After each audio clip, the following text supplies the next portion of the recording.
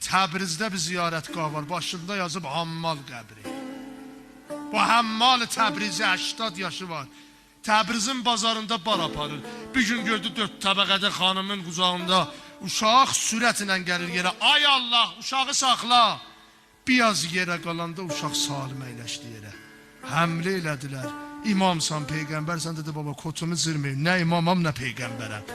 80 il o nə dedi, mən dedim çəşm. Bir dəfə də mən dedim, ay Allah, o dedi çəşm. Təbrizlər dedilər, baba bu böyük adamımış. Da buna bağır verməyək, bir dənə hücrədə əyləşdirək, aydan ya buna bir pul verək. Bu bildi, dedi, Allah, mən şöhrətbaz deyirəm. Qabili təvəccüh adamları ki, Noaxan Malla adını deməsə də gələni çağırmır onu. Mən şöhrətbaz deyirəm. İstəmirəm səhərdən məni barmaqla görsədələr. Bu kişi uşağı göydə saxladı.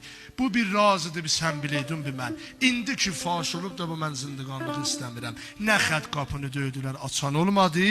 Gördülər baba üzün qoyub toprağa can be can afərin təslim edib. Buna deyilər təqva.